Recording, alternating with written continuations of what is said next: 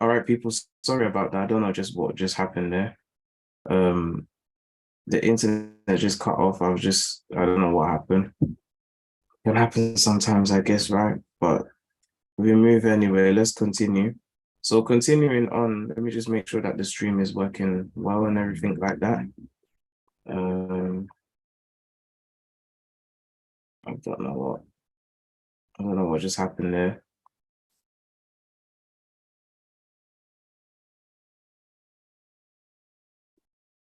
Let's just make sure that it's working and then I'll start.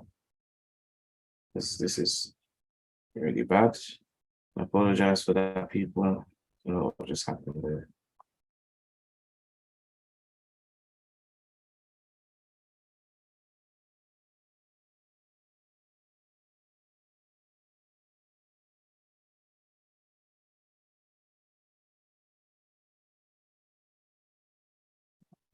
So, yeah, but sorry about that, guys. I don't know what just went wrong there. So if you're watching this one, this is the actual live feed right now.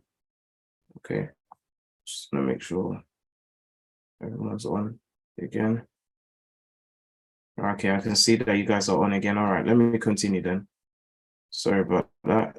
All right, so as I was saying to you guys that this demand flip zone here, this demand order block, how the price was going to close on Friday will determine what we do this week. And I'm happy that there's two alternatives. Now, remember, with the markings I had, I know my silly markings are funny, but you remember I said that if the body of the candle closes above here, then the price is going to go for the next set of highs, which will be these two here. Now, these two candles by together represent a supply order block or an area for selling. And you can see how the price feed follows through with it perfectly. We have this candle here where we had a very strong initial bullish bearish run, and then the price pulled back for a bullish movement. And we can see there's a very small distance between the open and close. Now, the wick of the candle over here, okay, and this is a key, see how the bodies of the candle don't violate this low right here? They just stay right here, form supply over here, and then we get a short. So really the range of selling I'm looking for the final leg of bearishness on the dollar before we have the next set of longs is here. So if I draw this in this manner, the up trade entries begin around this OTE level, so 78.986. All right, when we get to 86, we'll be about midpoint of the way of these two candles. And then from there, we should be looking for a short. So what does this mean? All right, if I was to give you a breakdown already of what the price is doing, okay. Now, apologies, guys. I was supposed to do the episode 8 or 9, I believe now, of the game plan series. I'll continue this week. I've just been extremely busy. So I do apologize that I haven't been posting. I'll keep up with it again. So I'm going to make sure I create one this week. All right. Let me continue from there. All right. I have some other content to release to you guys later on this week. There's some breakdowns that I want to go through with you guys. And yeah, from there we can see what the market gives us. So from this point onwards, we have a break above here. Now, the price at the moment is below equilibrium, so we're still going to get some buying because in a bearish trend, this is still premium pricing to sell. So market really be selling up here. What it may do though is that because there's an FVG or D1 validation point, as I personally call it over here, we may get the price pulling back down here to re-optimize this demand zone for its original use as demand. Because as the price was going long here, it was a demand zone. When price broke above here and returned to the other side before it took the weekly, it was used this same area used to sell. So now that price is closed back above it and returning here, the price, the order block will be re-optimized. So this price range will be optimized for buying. So we should see the price do this. So we have a few options. Now the price doesn't have to get here. It could fill out this FVG on the way back down.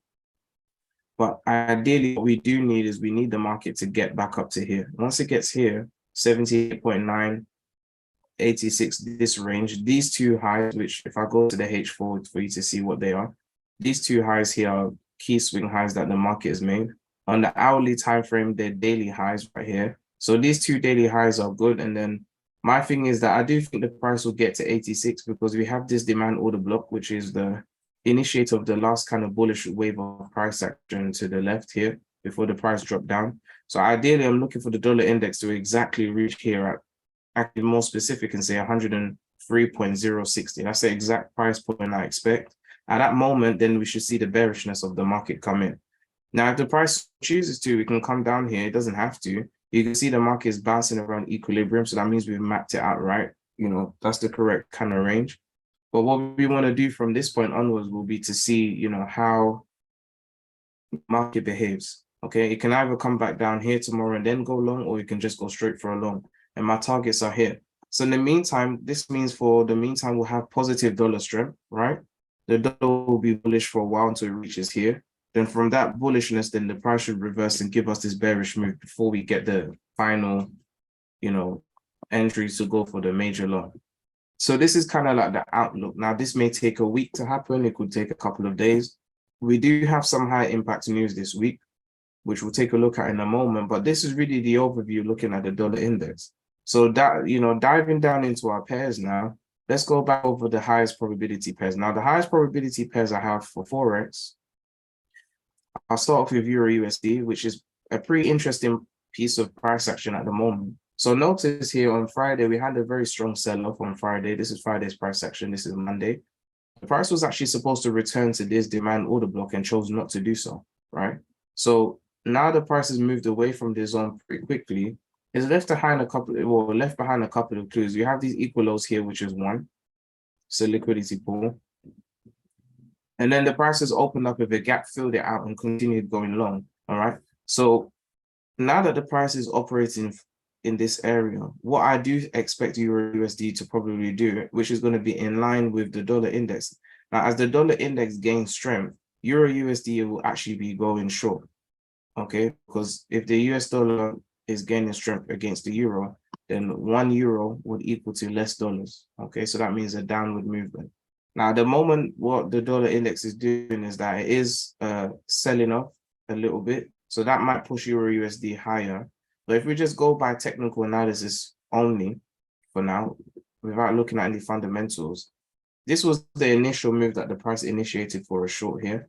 I call this a stop on. Okay, some people call it maybe turtle soup. All right, but over here, we have these two candles that represent supply over here. Now, because this last candle has got more wick than body, I'm using the candle beforehand, which is also a bullish candle. So that's really the top supply zone range over here.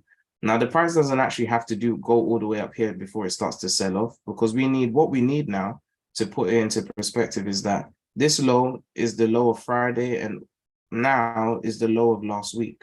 So this is a weekly low that will have a lot of significance if price was to go beneath it. Because it's missed out this order block, we have an unfulfilled efficiency, or there's inefficiency in the price action here. We need the price to get into this H1 order block. Now, from last week to recap on Friday, the H1, H4 cross section, what does that mean?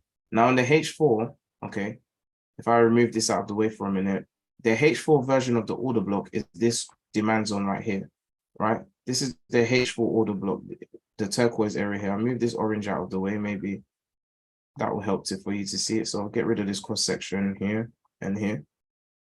So if I go back over here, this is the H4 order block, right?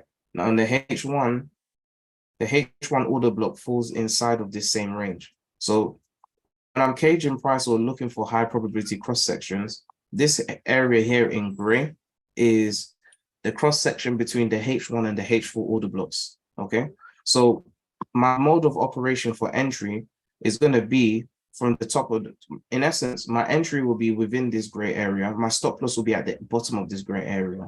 I wouldn't even have to worry about putting it beneath down here, which means I can have a slightly tighter stop loss and a greater risk to reward.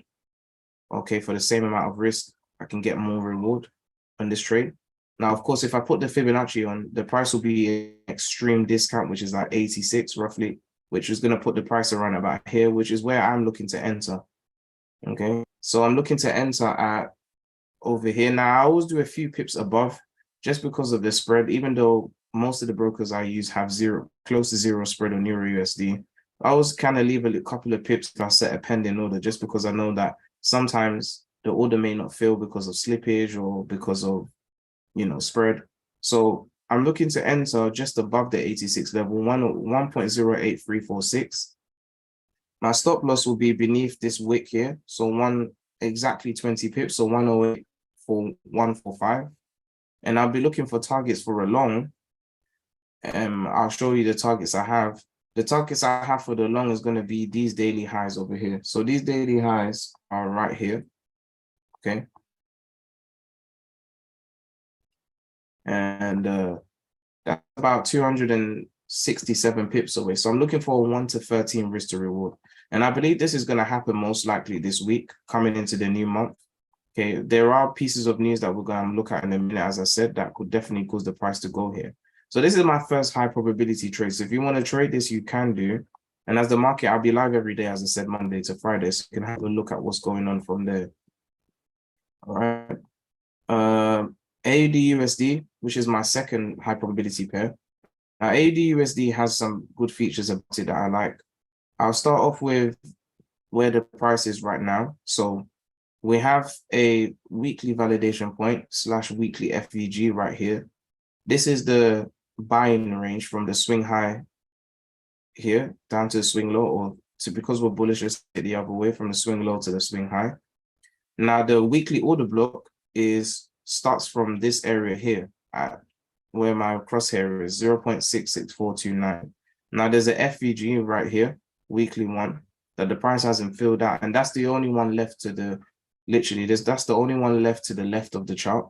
Okay, and this one down here has already been filled out. Okay, with this stop on activity happening there. So right over here, right? So what I expect the price to do is probably not give an OTE entry, but more of a 62 kind of entry down here and then take off. If I go to the daily time frame, the weekly FVG is also a monthly one. We have a demand order block here, which is where price is in. And we also have something pretty nice as well, which is this. Now, I've marked out this small supply flip zone here where the price has broken beneath, returned to the other side and gone low. If you want to, you could actually use the larger one, which is the highest supply zone here, and it gives you a larger range that you can use. I like using the small ranges too because it helps me to be more pinpoint accurate, but you could have both if you want. So let's take a deeper dive into AUD/USD. Now, AUD/USD gave us a strong sell-off, from this daily stop on here. We had about 200 pips on the downside, pretty good trade. Now that we have this area here, the low of Friday is also the weekly low, just similar to Euro/USD. So my expectations here are pretty simple.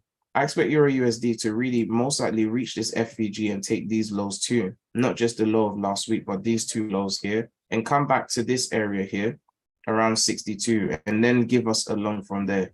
Now, AUD/USD might take a route where it may seem as though the price wants to continue short. We may have some body closes beneath the low, which will kind of signal a continuation.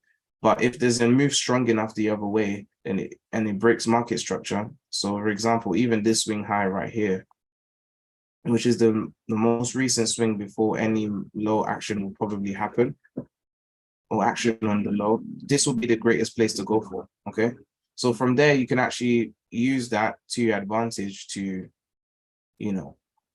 make ways for a long. Okay. So that's my suggestion to you when it comes to price action moving forward from here. So these are my two favorite pairs so far. Now, USD/CHF, I'm not touching much on. If it does go long and then short, wouldn't be surprised. It wouldn't be a surprise at all that the price made it dip a little bit lower, but that's not really of concern right now. All right. Now, Pound CAD and Euro CAD, I've spoken to you guys about these trades last time, and I'm sharing with you, trades that I've given to my students and set them up for trades. And I think that, you guys are my online students all around the world, and I want to share these trades with you. Now, with Euro CAD, I have a full breakdown video that I'm going to release later on today, okay, about how to read the charts and why I'm looking for a long. And the short answer to Euro CAD is that I'm looking for an entry. Just want to put this here. I'm looking for an entry on Euro CAD back down into this area before a major long is going to happen. That's the long and short of it.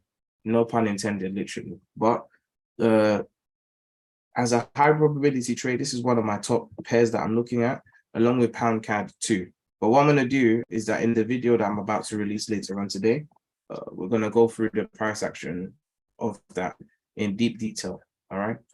So the next pair that I actually want to talk about, which is my next high probability trade, is going to be gold. Okay. Now I like to choose a group of 3 sometimes and just pick among them what I'm looking for. All right. So I want to start off here with gold, and let's just take a look at what's happening. All right. So let's put Euro/USD next to it. Here's gold. AUD, bring that back. Leave that here and put gold right here. All right. So finishing up with this before we take a quick look at the news. So Euro CAD, gold, and all of the others seem to be having interesting correlations between each other. Now, I know that for a fact, I want to just say this as a prerequisite that gold is definitely going to give us a very strong short. We have this liquidity void that's yet to be filled and it's been there for a long time. However, I do think the market is not going to fill it yet because the fundamental and the technical conditions need to balance out for that to happen. What I mean by that is that the dollar needs to get into its second wave of strength, which I don't think is happening right now. There's still a little bit more. When the dollar index gets back down to the final targets, which is, and I'll do this to show you down here, which will be back to where the price kind of took off from and filling out this liquidity void and getting back to demand order block, then we can see that rally for a lot happening. But for now, the dollar's going to be in a bit of it's not sideways, it's bearish movement, but necessary bearish movement. Okay. So for me, gold was the most annoying pair for the week. All right. I did actually expect gold to move from a different standpoint, which was it took the weekly low. But my mistake was, and I like to talk about my mistakes, not just my wins, that my mistake is that after the price took this low, I should have been looking for breaks in market structure. You know, either this swing high or this swing high. But what you can see here is that the market actually didn't do that. In fact, it formed another area here where it took these equal highs, which if I'd looked at this properly from the D1 a little bit more, I would have noticed. So when the price took this low and came back up here and spiked a bit above here, I should have known to be looking for the sell side of the market and not the buy side. And that's something that, of course, I had to pay for in terms of taking losses, but that's fine. Now, the gap that's on the price feed that we see here is just beneath this order block. But I do think that there is liquidity in here to be able to move the market back up again, and I explain. So gold here on Friday gave us this movement here, which was pretty good. And the market, when it took this low, we used it to run the highs. Now, there's still a few daily highs on the way up that the market hasn't gone for.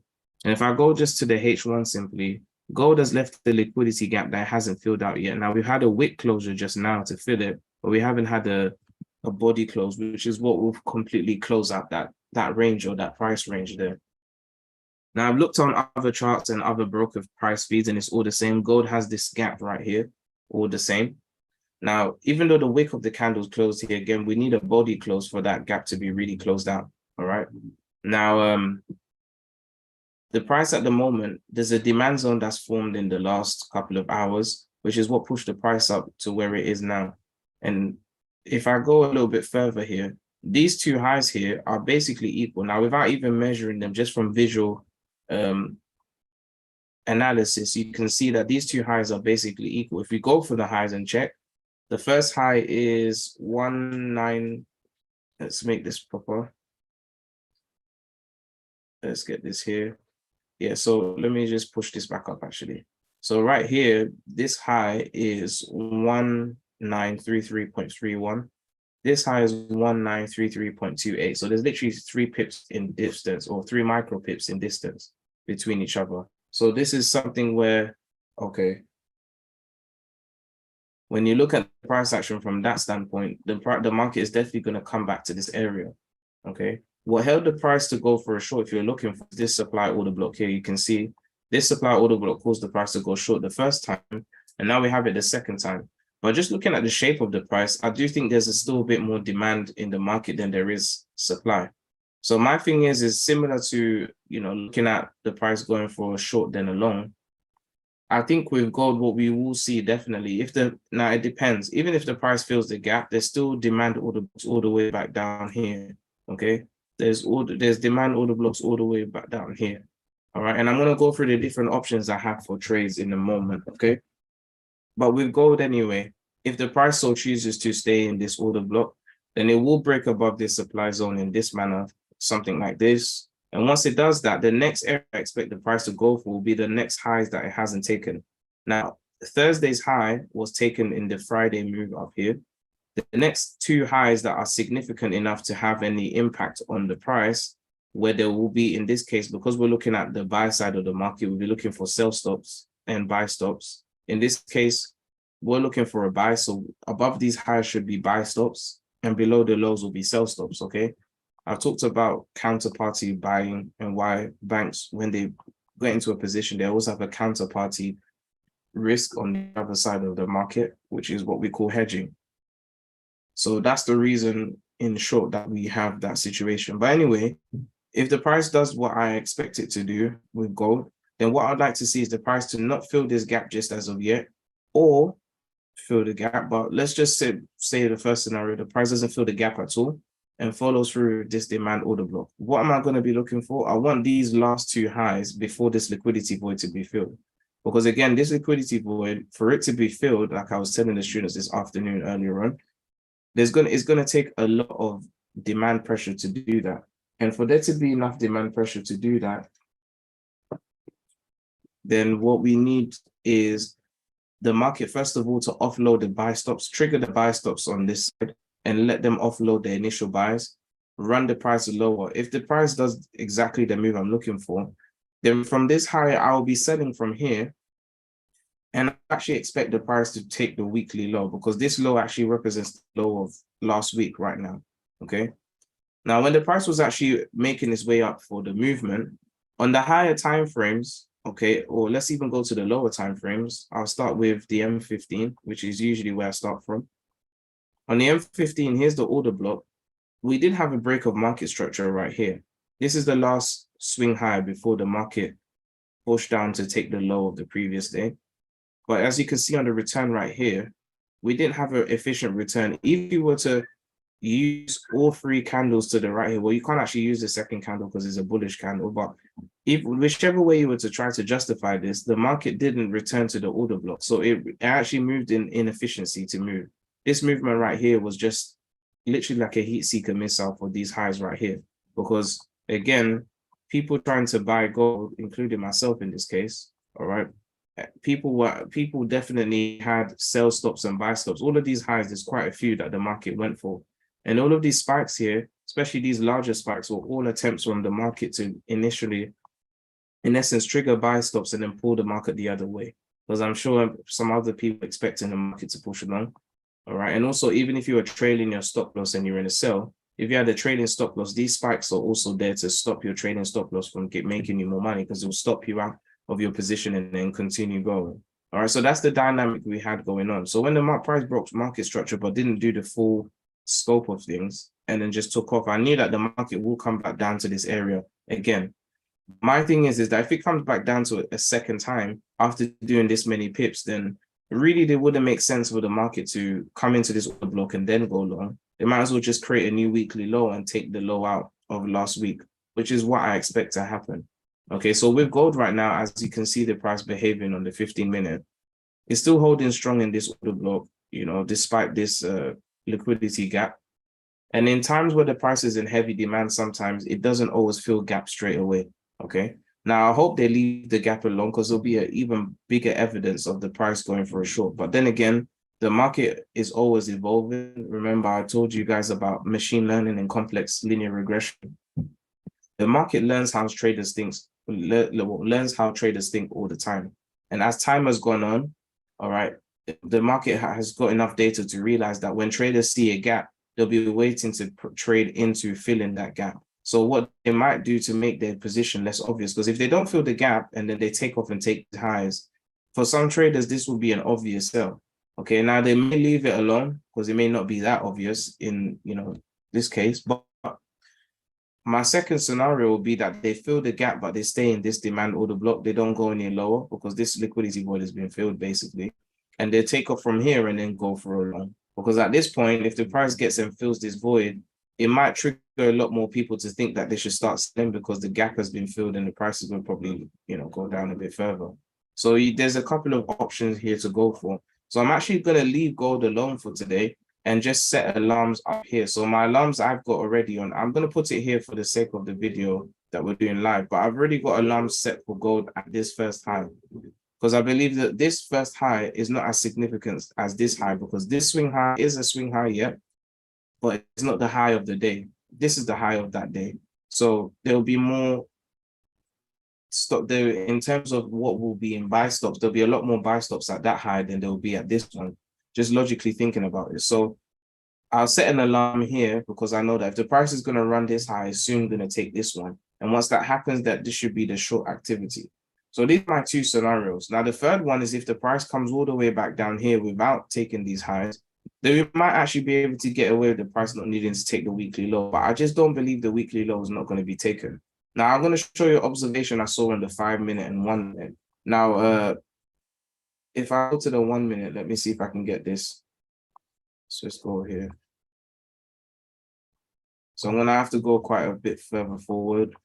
Now you say, Mike, why are you going on the 1 minute? Isn't it too small of a time frame to make a decision? Well, that's not true because price is fractal. And every time frame, it does repeated mathematical patterns. So you could actually use the M1 to decipher quite a bit of information. Okay. So what I want to do now, if the thing is that if your strategy can't work on the M1, personally for me, I don't think it's a strategy that can work yet. And what I mean by that is that if the candles are not respecting how price delivery mechanisms work for you, and that strategy is not really how the market is seeing things or how the market is delivering price to the price for you. Okay. Now on the M1 here, if I'm not mistaken, it's here. Now on this chart, there's actually not equal lows, but on other charts, I think 2 or 3, around this region right here, there are equal lows near the low of the day. And no matter what time frame it is, if there are equal lows, the market will go for them at some point. And that's what gives me the little inkling that even though the price has taken off, and yeah, it was a really nice move, really fast and sharp move, I do still think there's a part of me that I do think the market will take the weekly low. Okay. Now it's just how the price takes the weekly low is more of my question. So in terms of scenarios, I'm not really into the idea of the price coming here and just taking off for a long. It would be very strange if it did, but it wouldn't really be a thing that I think would be the most efficient way to get the price going in the right direction. I do think that it's either we take these highs from this demand zone, price fills at this demand zone, maybe comes back down. I guess you could say for scenario 3, if the price came back here and went long again and took out these highs, I don't know. That one would have to be a debate over that to see what happens. But I just really don't expect the price to do that. Because one of the things that I always look at when I'm looking at price is obviousness. If there's too much obviousness, you know, when the market is moving, then always how I see it is that I always consider the market is not necessarily ready to, is not going to do the move you think it is, because you know, traders are getting wiser. You know, there's a lot more people trading strategies that are a lot more closer to how price delivery works. And I do think the market is aware of that. You know, the data is aware of that itself. The data will show that maybe less traders are losing now. There's a lot less traders losing. I'm not saying that traders are not losing money, but maybe retail traders are becoming a lot more wiser, you know, and because they are becoming wiser, I mean, in regards to what that looks like in how large the market is, probably not much, but if retail traders are becoming wiser, then for them, they want to do whatever they can to, you know, turn your wisdom into nothing, basically. All right. So this is kind of like my pairs that I'm looking for. So final thing is, just to do a recap, Euro USD, I'm expecting the price to go long and then take the weekly low. That's really my point of entry. Same thing with AUD USD, but because the price is so close to the weekly low already, I think AUD USD is going to overshoot quite a bit and probably take this, well, definitely take the FVG and hang on around here somewhere, even if it's with full body before taking off again. All right. We've got gold, which I expect the price to go hit these highs and go short. Or the other side of the story is the price to take this low. So scenario 3 would be for the price to just come straight for this low and then on the way back up, run these highs, but not stop. That's the other side of the story, which I didn't say. So scenario number 3, the wisest thing to do is that if the market is actually going to pull back all the way and run back down to here, is most likely going to take the weekly low, clear any sell stops beneath the weekly low, use that liquidity, push the price back up for a long. And on this second run, all of these highs that were left behind here will be gone.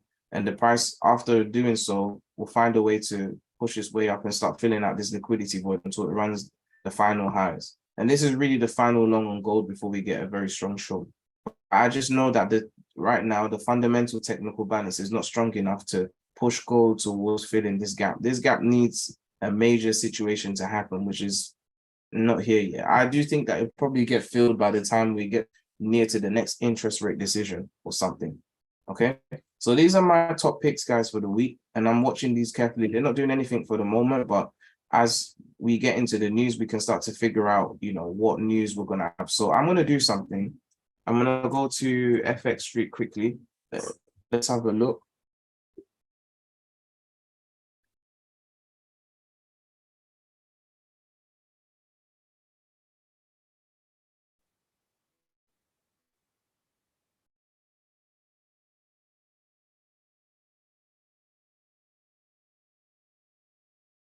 Yeah. So if I go to FX Street over here, so we have one speech of news. Okay, let me just do the full week first.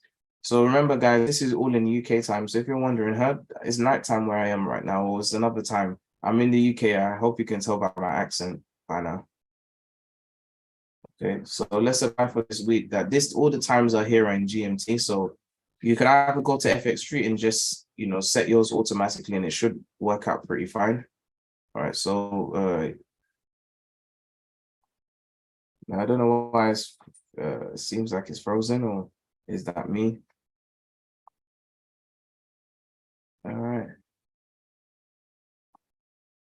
All right, well, let's see 1 second. I think that is me. Let me just do something here.